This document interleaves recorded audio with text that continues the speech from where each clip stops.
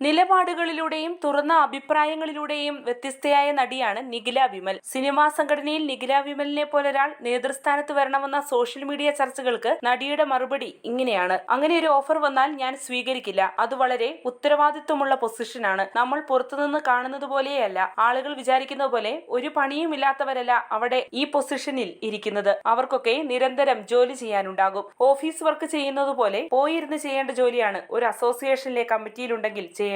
അത് ചെയ്യാനുള്ള ഒരു സ്പേസിലല്ല ഞാൻ ഇപ്പോൾ നിൽക്കുന്നത്. സിനിമ ചെയ്യുമ്പോൾ ഞാൻ ഒരുപാട് ഹാപ്പിയാണ്. അത് ചെയ്യുക മാത്രമാണ് എനിക്കിപ്പോൾ ചെയ്യാൻ സാധിക്കുന്നത്. നാളത്തെ കാര്യം എനിക്കറിയില്ല. ഇന്നലെയല്ലേ ഇവൾ ഇല്ലെന്ന് പറഞ്ഞതെന്ന് ചോദിച്ചാൽ കാര്യമില്ല എന്നും നിഖില വിമൽ പറഞ്ഞു. കഥ ഇന്നുവരെ എന്ന ചിത്രമാണ് നിഖിലയുടേതായി ഇനി റിലീസ് ചെയ്യാനുള്ളത്. മേപ്പടിയാൻ എന്ന ചിത്രത്തിന് ശേഷം വിഷ്ണുമോഹൻ കഥയെഴുതി സംവിധാനം ചെയ്യുന്ന ചിത്രമാണിത്. നടിയുടെ ഗുരുവായൂർ അമ്പലനടയിൽ എന്ന ചിത്രത്തിലെ പ്രകടനത്തിന് ധാരാളം ട്രോളുകൾ വന്നിരുന്നു. എന്നാൽ സംവിധായകന് വേണ്ടതാണ് താൻ ചെയ്തതെന്നാണ് നടി പറഞ്ഞത്.